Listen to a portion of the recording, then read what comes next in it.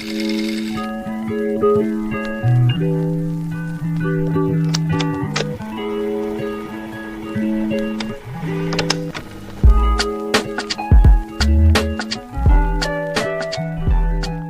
day guys, this is Cadet Vincent Ygoña and we are the Group 4 and we will report about the topic human trafficking and human rights and migration. So first, this is for educational use only.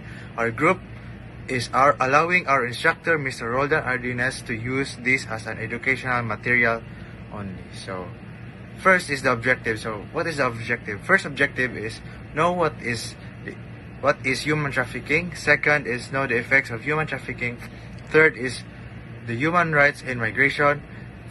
Fourth is know the importance of human rights in migration. So what is human trafficking? So human trafficking is a multi-billion-dollar form of international organized crime constituting modern-day slavery. Just a commodity for criminals, victims of trafficking are merely a commodity that can be used and even sold for financial gain. There is a total disregard for human dignity and rights. In other words, human trafficking involves the use of force, fraud, or coercion to obtain some type of labor or commercial sex act. Examples of human trafficking and slavery: adults and children can be trafficked or enslaved and forced to sell their bodies for sex. People are also trafficked or enslaved for labor exploitation. For example, is to work on a farm or factory, to work in a house as a servant, maid, or nanny. How does human trafficking happen? So human trafficking occurs when the perpetrator, often referred to as a trafficker, takes an action, induces, recruits, harbors, transports, or provides, and then employs the means of force, fraud, or coercion for the purpose of compelling victim to provide commercial sex act or sex trafficking or labor services. Next reporter. Good day everyone, I am Cadet Matthew I. Galolo. Now I'm going to discuss the effects of human trafficking. So human trafficking can have physical, emotional, and psychological effects on anyone involved. It has the power to impact someone's life forever. Here are some common ways human trafficking affects victims.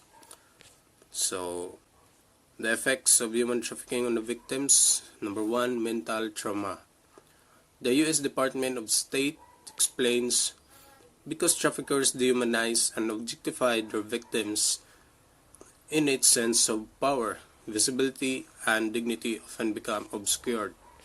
Victims of human trafficking can have experienced devastating psychological effects during and after trafficking experience. Many survivors may end up experiencing post-traumatic stress, difficulty in relationships, depression, memory loss, anxiety, fear, guilt, shame, and other severe forms of mental trauma. So number 2, physical trauma. Many victims also experience physical injuries. Those who have been sexually exploited are often abused by their traffickers and customers. They may be raped, beaten, and subjected to abuse over a long period of time. There is also a higher risk of contracting sexually transmitted disease, infections, diabetes, cancer, and other illness. A lack of proper medical care allows this condition to spread and worsen, often affecting an individual's health permanently. Victims of forced labor may work in dangerous conditions for long hours doing repetitive tasks. They may also be exposed to dangerous contaminants or work with heavy equipment.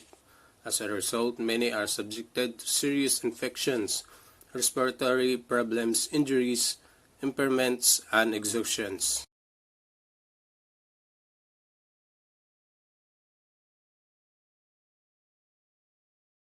Isolated from friends, family, and other social circles. This may be due to their personal feelings of guilt and shame, or because they've relocated and now live far away from their community. Either way, victims can become isolated, withdrawn, and lose contact with most people. Some individuals who return home or escape a trafficking situation may be excluded from social groups due to a stigma they now face. They may be shunned by their family and friends and feel unloved and unwanted. Unfortunately, this isolation can make them vulnerable to being trafficked again or lead them to return to an abusive lifestyle. So, number 4, lack of independent living skills. So, many victims who escape a trafficking situation lack advanced education and the resources needed to live independently. They may not understand laws in the country where they now reside, or may not speak the language. They may have been trafficked at a young age and were unable to attend school or go to college. After being confined to the same job for a long period of time and not being allowed to learn new skills, victims can become dependent. When the time comes, they may have a hard time living on their own. Good day, everyone. I am Cadet Sergeant Iglesia Rey Vincent, and I will be talking about the cause of human trafficking. So, traffickers prey on others' weaknesses, unfortunate circumstances, unfamiliarity, and inexperience. Traffickers are trained to identify vulnerability and use expert manipulation tactics to persuade and control their victims. They identify a void and offer to fill it. Individuals living in difficult conditions can become desperate, and that desperation makes them vulnerable. So here are the top 3 causes of human trafficking. First is poverty, war, natural disasters, and a search for a better life. Traffickers look for people who are susceptible to coercion into the human trafficking industry. Those people tend to be migrants, fleeing their homes either because of economic hardship, natural disasters, conflict, or political instability.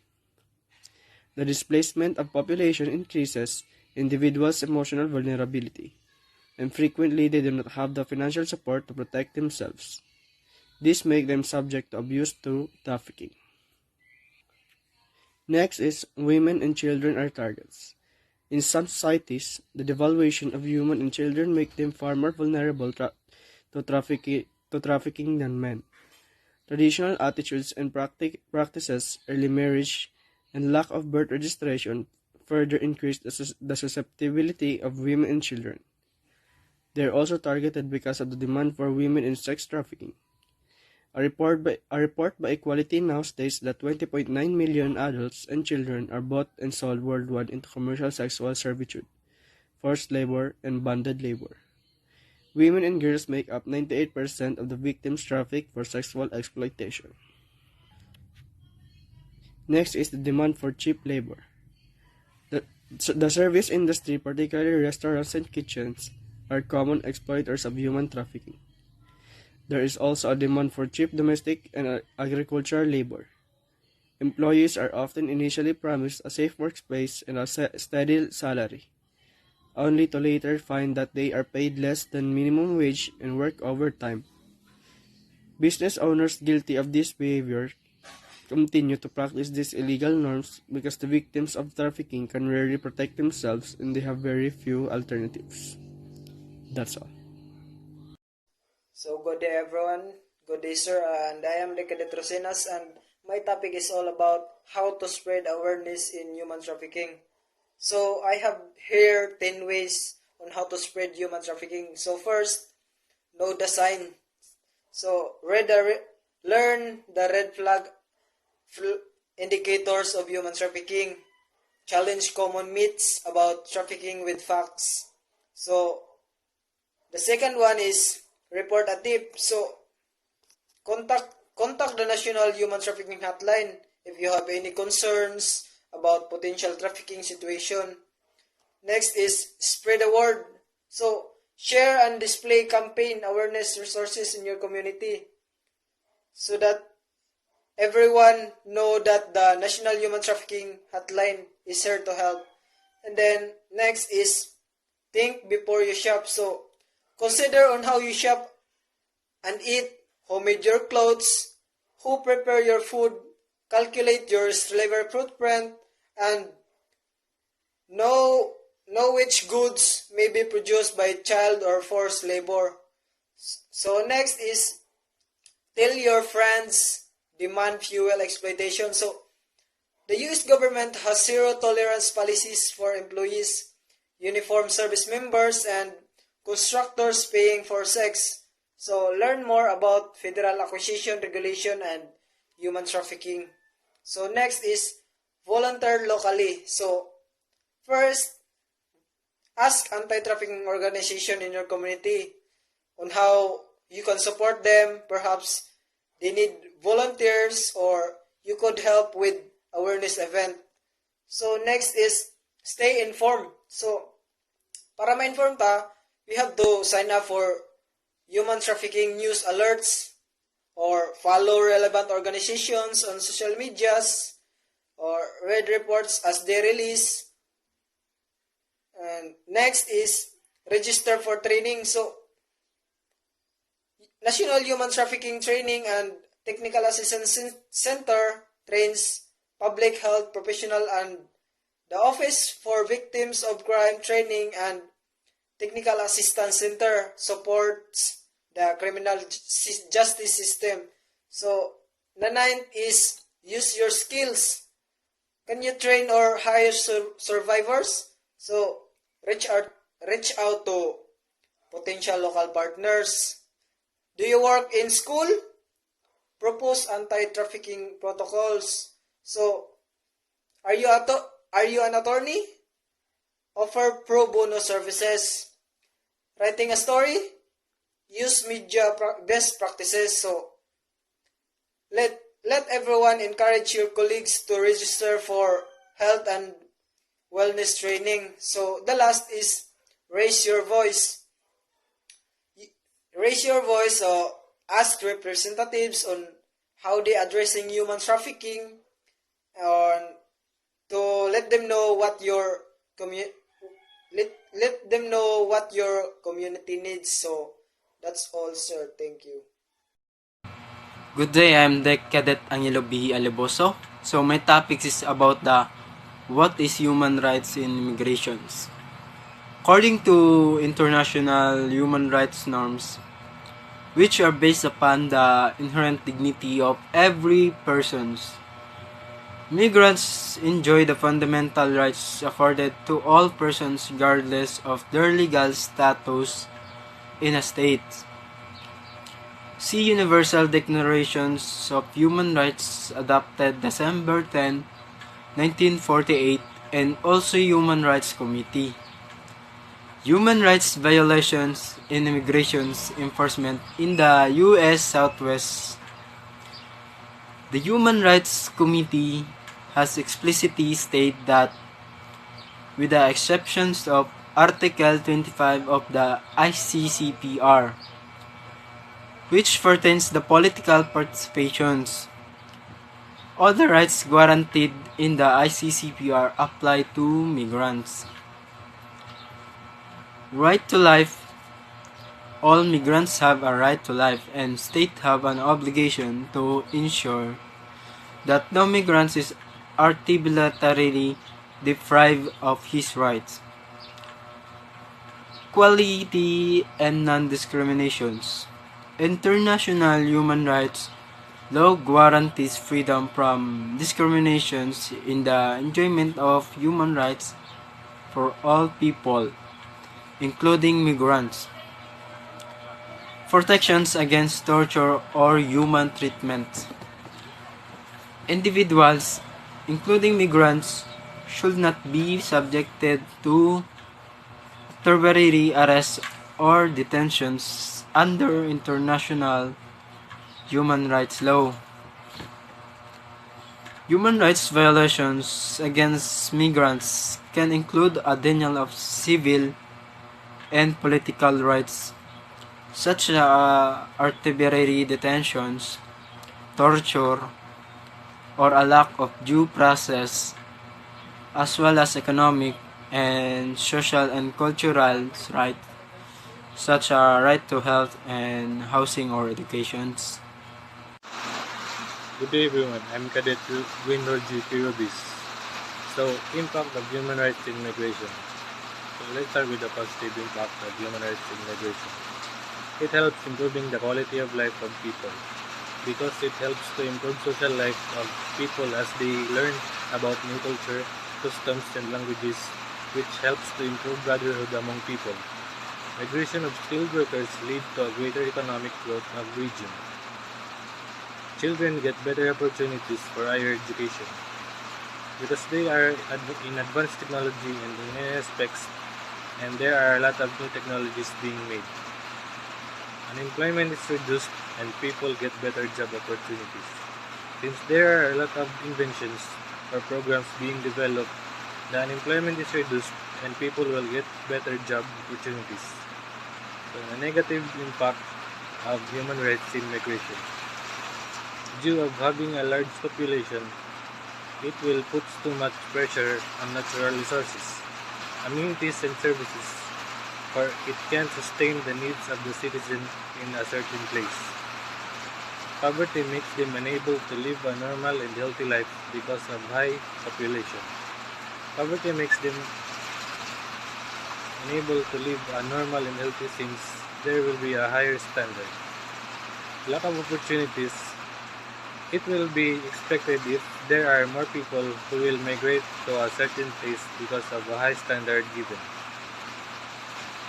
Good day everyone, I am the Cadet Ynoy Loui Jay, and today I'm going to discuss my topic, which is international human rights apply to all human beings regardless of immigration status.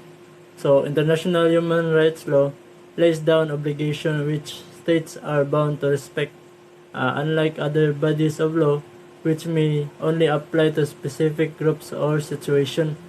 International human rights law applies to all people at all times. This includes not only a state's own citizens, but everyone within the state's jurisdiction or effective control. Respecting human rights means refraining from human rights violations, and in the immigration context includes refraining from arbitrary detention, torture, or collective expulsion of migration. The obligation to protect human rights requires states to prevent human rights violations by other actors. With regard to migrations, this means that states should, for example, regulate recruitment agencies, sanctions abusive employers, protect migrants from violence and abuse from smugglers, and take actions against xenophobia and hatred. Fulfilling human rights requires taking positive measures to ensure the realizations of those rights, such as for migrants, introducing alternatives to detention, and guaranteeing access to healthcare, education, and other social services. Realizing human rights in migration policy also means incorporating certain cross-cutting human rights principles, including equality and non-discrimination.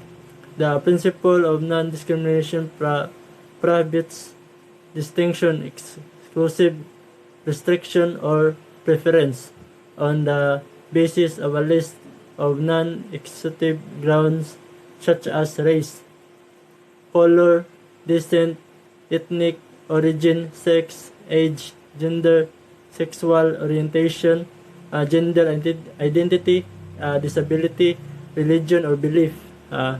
Discrimination against and unequal treatment of people in laws, policies, and practices, including by paying particular attention to the needs of migrants in vulnerable situations. That's all. Thank you. Importance of human rights in migrations. A human rights-based approach to migrations brings the treatment of migrants as human beings to the forefront of all discussions and programming of migrations. Guided by the fundamental principles of non-discrimination, empowerment, participation, and inclusion and accountability. The importance and centrality of the human rights perspective should not be overlooked. The migrations and human rights agenda is an important lens, crucial in its own right as well as in the context of the migrations and development arena. Because human rights are intrinsic to all human beings, regardless of their fundamental value as units of labor or agents of development. Rights of migrants have emerged as part of the human rights international legal framework, codified after World War II in the Universal Declaration of Human Rights and subsequent human rights treaties adopted by states. Indeed, human rights are not only the rights of nationals, but the rights belonging to all individuals who are under the jurisdictions of a state.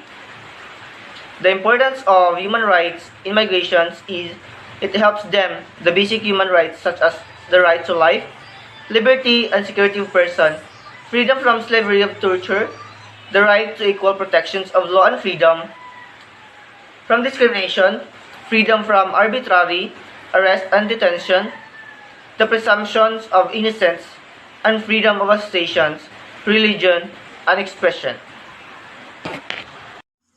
Good day, sir. I'm Cadet Neu Naval. The Universal Declaration of Human Rights, a key of documents in the development of human rights, is Universal Declaration of Human Rights.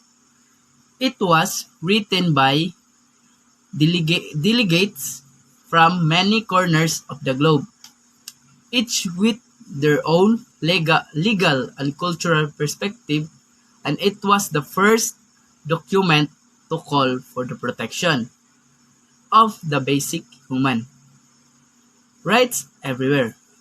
It is very important in individual because it provides both a guide to present and action, an involving set of ideas for future implementation at the national level.